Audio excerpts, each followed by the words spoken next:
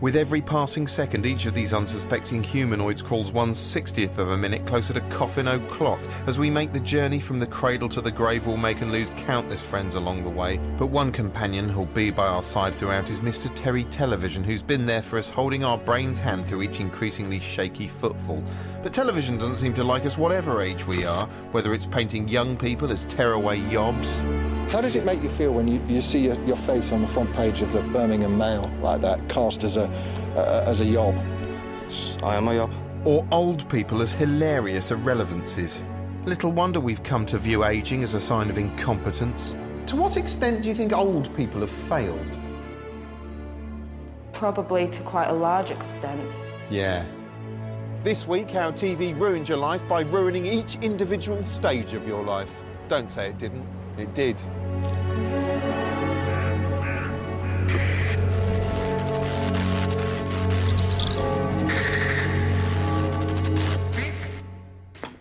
This is the top-secret research facility where TV executives, marketing experts and psychopaths attempt to discover what makes the different age groups tick. Television takes the business of targeting different age groups very seriously, and it's a process that begins early on, from the moment when you first emerge blinking and shrieking from the womb. Childbirth is a miracle, albeit perhaps the most visually repugnant miracle it's possible to imagine short of watching a horse shitting a wheelbarrow. But nevertheless, people seem fond of these gurgling semi-humanoid gumps. While there are some bespoke programmes for babies, presumably few sane adults consider them worthwhile viewing. There are shows like the Twee Baby Einstein series, a set of quasi-instructive montages of colours and puppets and shapes which eager young parents buy and play to their offspring in the hope this will somehow boost the child's intellect, although I'd say in educational terms it's probably about as effective as rubbing a dictionary on your baby's head. But if babies don't use TV, TV is only too happy to use babies as Wickle salespeople. Been around the world, seen so many pretty girls, but I still get overwhelmed when I look in your eyes. Wow, he really is inordinately pleased to have abducted that baby. Yes, babies are often cynically employed to help shift products they can't even use. Now, if I transplanted a baby's head onto a loaf of bread in a bid to improve sales, people would call me a monster. But apparently it's just fine when an international organisation digitally transplants babies' heads onto CGI bodies in order to flog bottles of water. To be fair, that is quite cute, albeit despicable. As babies get older and even more bothersome, they mutate into children who are well catered for by television, with thousands of entertainment vehicles at their disposal. They're also used in adverts as visual shorthand for innocence and heritage. It's at this point TV starts sorting the flesh blobs into easily manageable categories, boys and girls. So boys are assailed by short sales pitches promoting mindless, devious violence. I partner free! Here's how the quick shooter hat works. Just press this secret button right here, and a replica of an authentic Western pistol pops out and fires.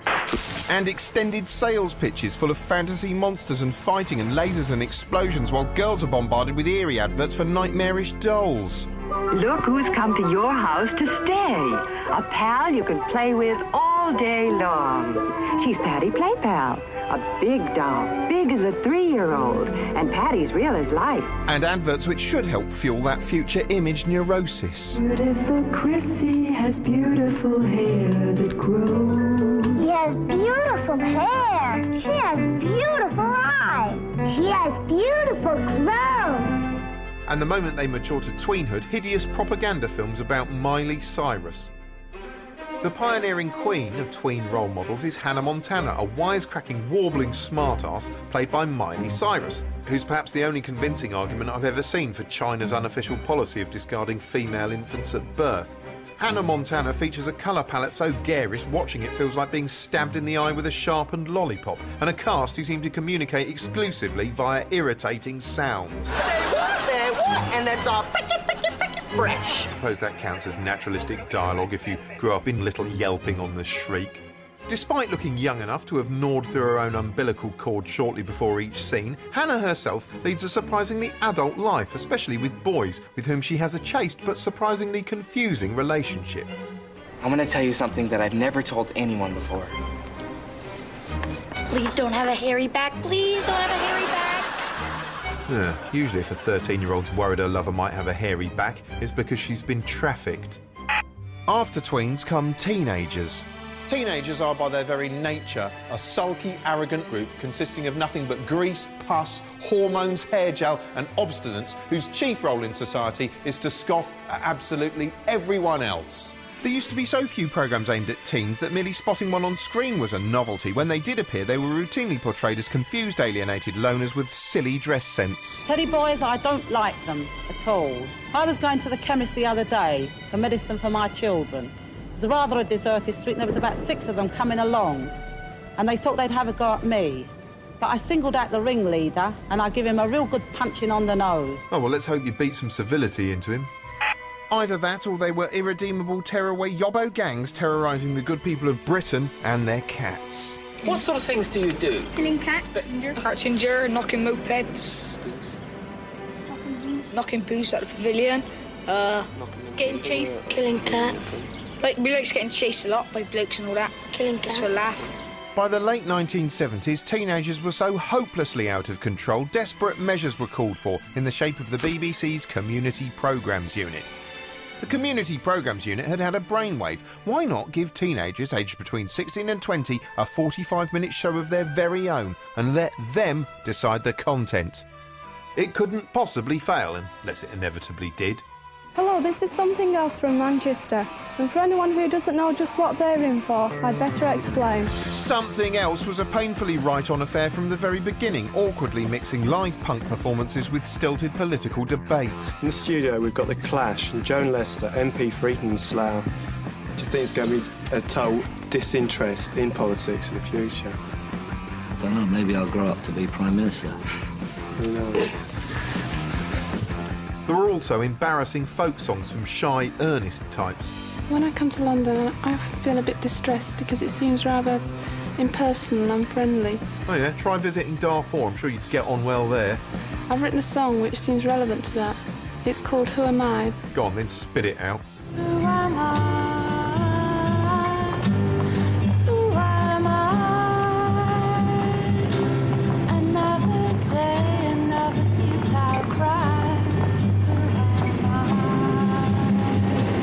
It was also defiantly and in fact boringly anti-establishment, with all authoritarian figures coming in for a rather unfair going over.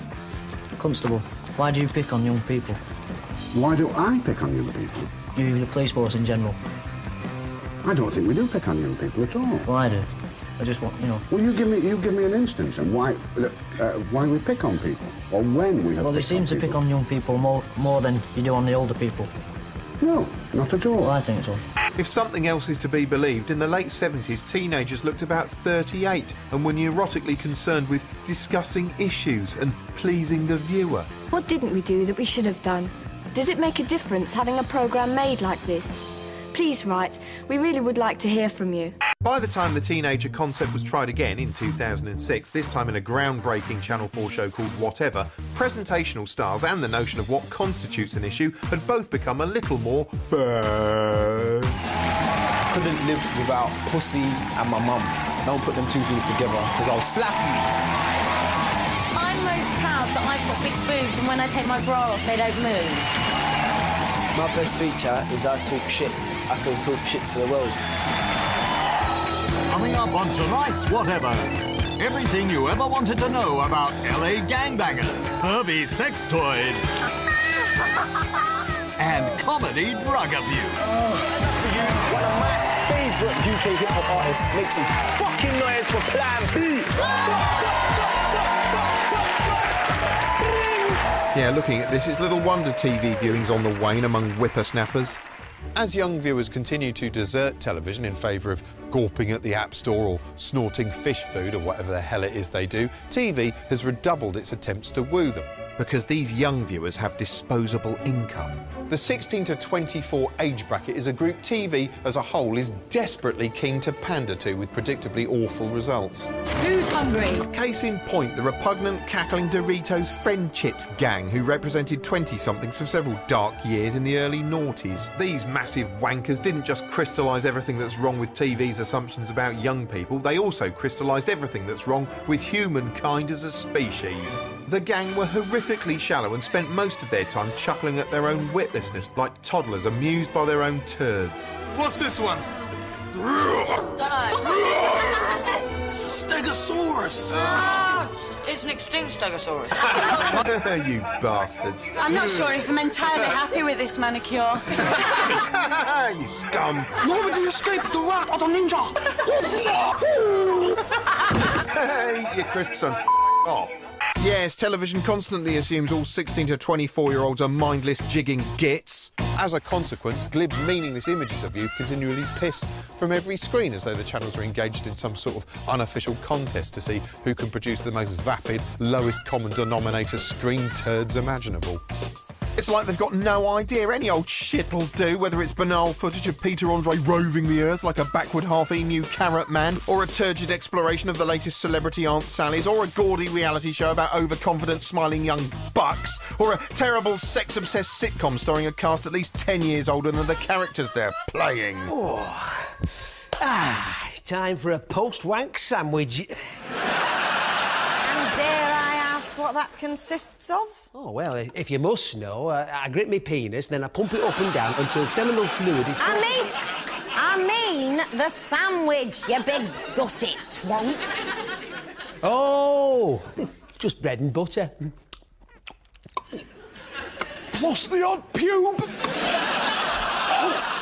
Serves you right for not controlling your urges. I couldn't help myself.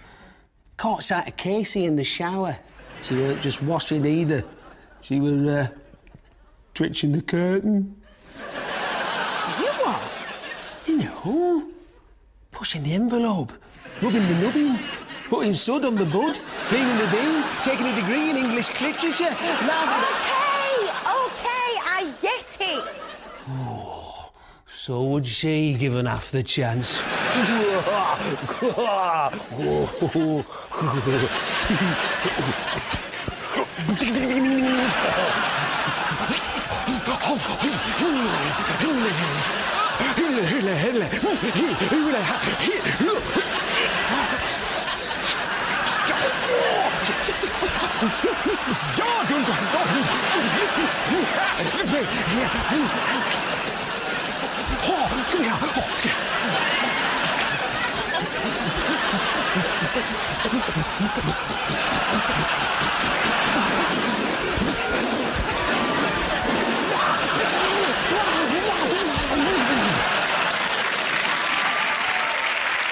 As you pass into your 30s, you're supposed to finally start feeling like you're an adult. In fact, the only insight you'll probably get is a sudden realisation that all the adults who went before you didn't have a clue what they were doing at this age either.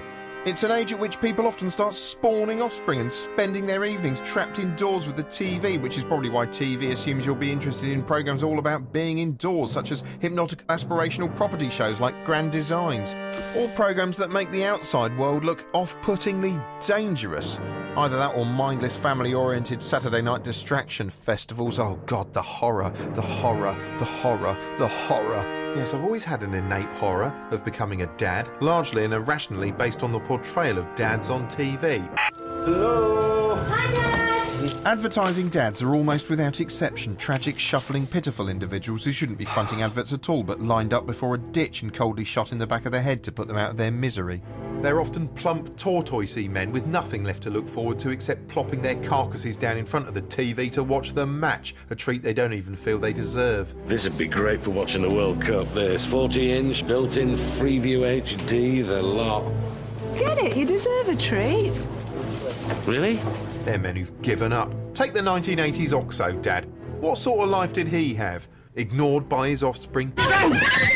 Belittled by his wife? Stop being so silly. Perpetually depicted as being hopeless around the house? Oh, Mum's out.